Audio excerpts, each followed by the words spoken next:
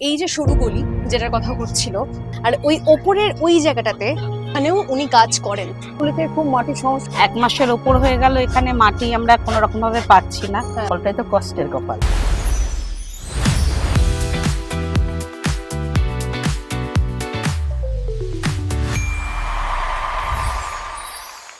আর শুরুতে এই গলিটার ভেতর ঢুকবো। এটা সেই গলি যে গলিতে প্রচুর ব্যস্ততা থাকে, পুজো আসছে, এবং আমার আশপাশটা দেখলেই তোমরা নিশ্চয়ই বুঝতে পারবে যে ঠিক কোন জায়গায় রয়েছি আমি। এটা সেই জায়গা যেখানে তথ্য বলছে 13,000-এরও বেশি মূর্তি তৈরি হয় এই জায়গা থেকেই। 300 বছরের পুরনো ইতিহাস এই গলিগুলোতে। কিছু পুরনো বইয়েও ইস্ট ইন্ডিয়া কোম্পানির সময় এই কুমোরটুলির উল্লেখ পাওয়া যায়। দেখুন, পুরুষদের পাশাপাশি এখানে যে মহিলা শিল্পীরা কাজ করে যাচ্ছেন তাদের কথা কতজন আপনাদেরকে বলেছে আমার জানা নেই। পুজোর প্রস্তুতি এখানে হবে, এখানে ব্যস্ততা থাকবে, সেটা সবার জানা কথা। পুজোর প্রস্তুতি দেখাতে আমি এখানে আসিনি, যেটা দেখাতে এসেছি, যাদের কথা বলতে এসেছি সেটা শোনার জন্য আপনাদেরকে শেষ অবধি থাকতেই হবে। চলুন। এই মুহূর্তে আমি রয়েছি মালাপালের স্টুডিওই বলবো আমি এটা, যিনি মন দিয়ে এখানে কাজ করছেন। আমি একটু কথা বলবো। মালাদি, আমার তোমার সঙ্গে অনেকদিনের পরিচয়। আমি একটু জানতে চাইবো তোমার থেকে যে শোনা যাচ্ছিল মাটির সমস্যা হচ্ছে কুমোরটুলিতে, সেই মাটির সমস্যা মিটলো? হ্যাঁ, কুমোরটুলিতে খুব মাটির সমস্যা। দেখো, আজকে কুমোরটুলিতে অনেক লেবাররা কাজ করে, মৃৎশিল্পী গুলো অনেকজন আছে। 320 জন মতো মৃৎশিল্পী রয়েছে। তো এই মুহূর্তে আমাদের কাজটা একদম মানে বন্ধ হয়ে গেল। কারোর দোকানে দুর্গা বাঁধা হয়েছে, কারোর দোকানে বিক্রি চলছে। তা এটা নিয়ে আমরা যখন মাটির লোকেদের সঙ্গে কথা বলেছি, 4টে সমিতি এক জায়গায় করে কথা বলেছি, আমাদের কালকে সলভ হয়েছে। আচ্ছা, কিন্তু তাহলেও তো কাজে একটু হলেও ব্যাঘাত পড়লো নাকি? ব্যাঘাত তো একটু হলো, 15 দিনের একটু ঘাটতি হলো কাজটা। আচ্ছা, কিন্তু দেখো, সেটা তো মালাপালের একার ক্ষেত্রে না, প্রত্যেকটা মানুষের হয়েছে এই ঘাটতিটা। আমায় বলো যে এই যে মাটির জিনিসগুলো, মূর্তিগুলো তোমরা এতদিন ধরে বানাচ্ছ, মহিলাদেরকে কোথাও একটা আমরা দেখি যে সব জায়গায় পুরুষ শাসিত সমাজে দেখা যায় পুরুষদেরকেই মূর্তি বানাতে, সবকিছু করতে, কিন্তু কুমোরটুলিতে একটা অন্য ছবি দেখা যায়।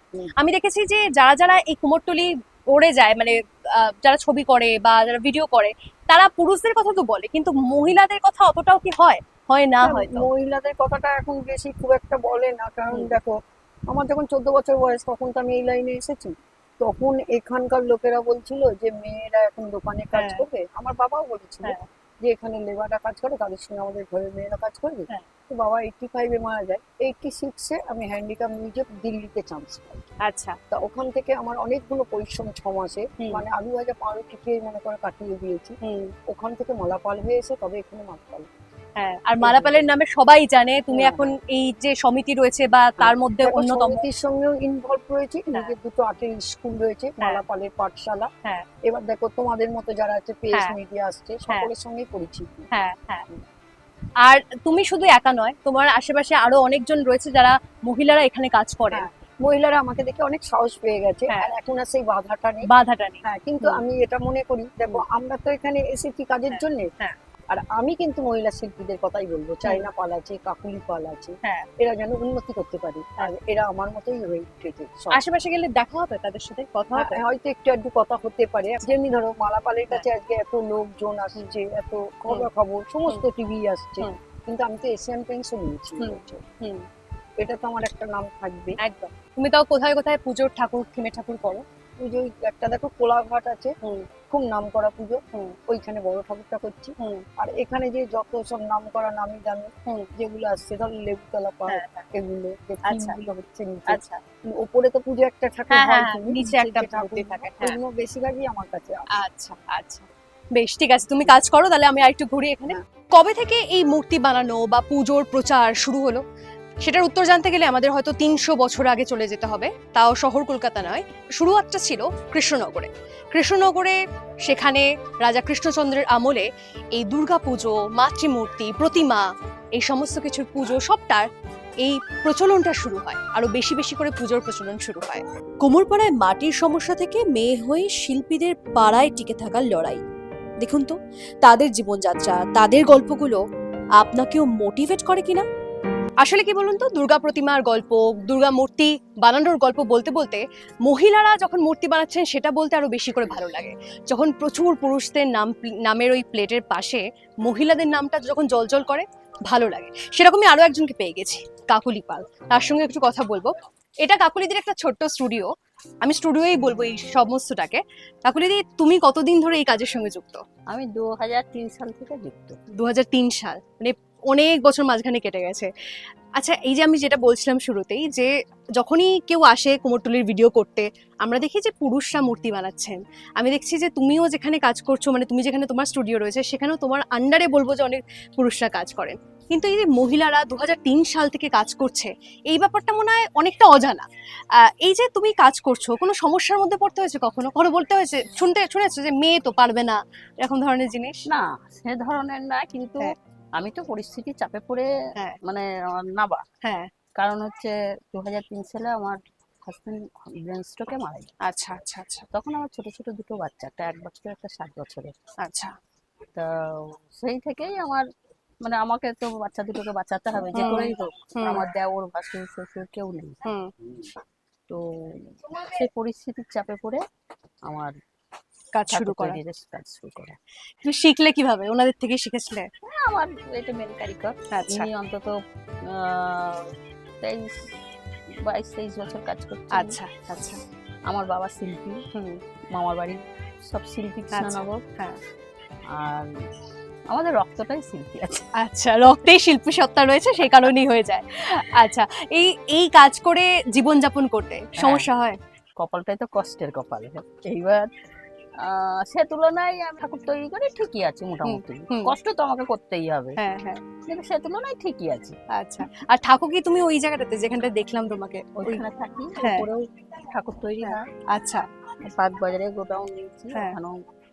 ওইখানটা দেখলাম পুরো মাটির সিঁড়ি এখন অব্দি। হ্যাঁ হ্যাঁ হ্যাঁ। মাটির সিঁড়ি, ওটাও মানে কলকাতা শহরের মধ্যে মাটির সিঁড়ি এখন মাটির অব্দি? সিঁড়ি না, সিমেন্ট দিয়ে গাঁথা, কিন্তু হ্যাঁ। প্লাস্টার না।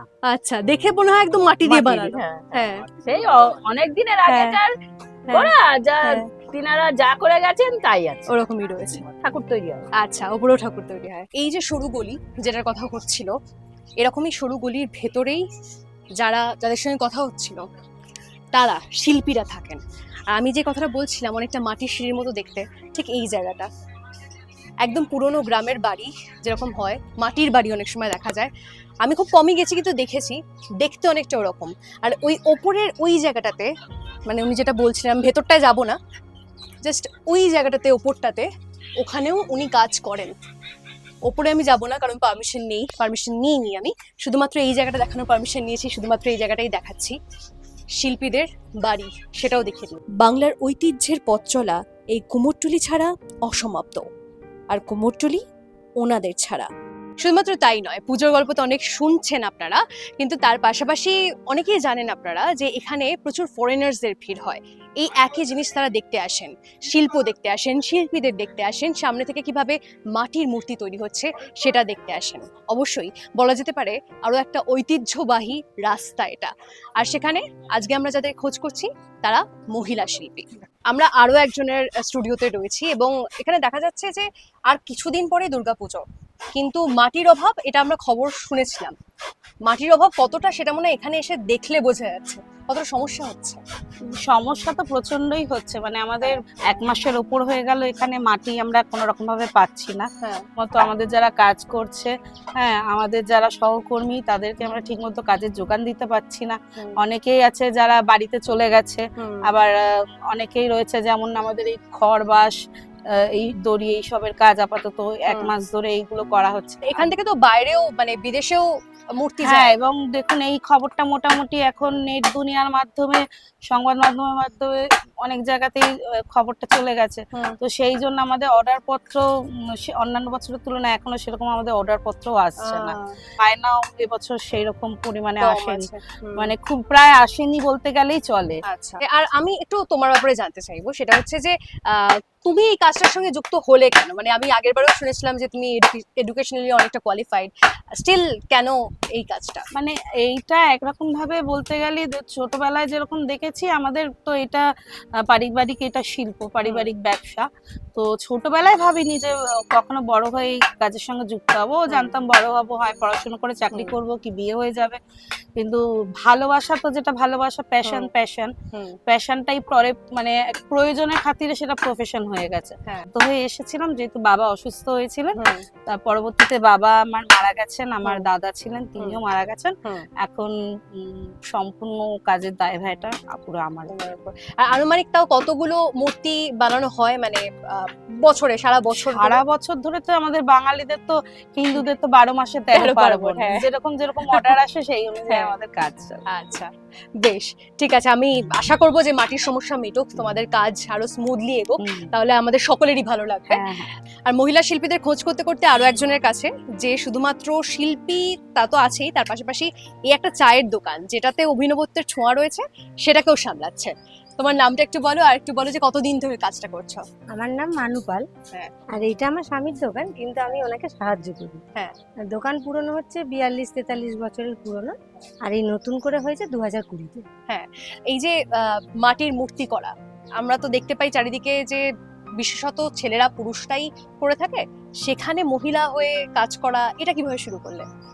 আমরা যখন নতুন বিয়ে হয়ে এসেছি তখন দেখলাম শাশুড়ি মা ঠাকুর করতেন। আপনারা হয়তো পুরোনো দিনের নাম শুনেছেন, কামাখ্যাবালা পাল আর শ্রীমতী মায়া রানী পাল। মায়া রানী পাল হচ্ছে আমার শাশুড়ি মা। আচ্ছা, তো ওই ওনার দেখে দেখে শিখেছি। মানে উনি যে হাতে ধরে শিখিয়েছেন এমন না, এই তুমি রং করো, এইটা আলতা পরাও, একটু নখ পালিশ পরিয়ে দাও, এই করতে করতে শিখেছি। কেমন লাগে যখন দেখতে পাও যে নিজের গড়া মূর্তি সেখানে পুজো হচ্ছে? সেটা তো খুবই ভালো লাগে, কিন্তু সবকিছুর মধ্যেও মনে করব যে বড়দের আশীর্বাদ না থাকলে হয়তো অতটা করতে পারতাম না। আচ্ছা, আর একটা জিনিস আমার ভীষণ জানতে ইচ্ছে করছে, অনেকের কাছে জিজ্ঞেস করা হলো না, ভুলে গেছি, তোমার কাছে জিজ্ঞেস করি। সেটা হচ্ছে মাকে পুজো করা হয়, সমস্তটা হয়, আমরা যখন পুজো দিই সাধারণভাবে, তখনই তার সঙ্গে একটা নিজস্বতা একটা চলে আসে, নিজেদের মায়ের জায়গায় দেখতে পাই আমরা। বিসর্জনের দিন প্রচন্ড কষ্ট হয়, তোমরা তো মূর্তি গড়ো, তো সেটা কেমন লাগে? দেখতে পারো নিজের চোখে? সত্যি কথা বলতে আমরা ওইটা তো দেখতে পারি না, কিন্তু যেহেতু আমরা কাজের মধ্যে সুপ্ত থাকি, তো হয়তো পুরোপুরি বিসর্জনটা দেখতে যেতে পারি না, কিন্তু মনে মনে তো থাকে, মন থেকে ভেতরটা খারাপ হয়েছে, খারাপ লাগে, প্রচন্ড খারাপ লাগে। আমরা এখন চায়ের দোকানে আছি, তখন চা না খেয়ে তো যাবো না, দাও চা, দাও আমাদেরকে।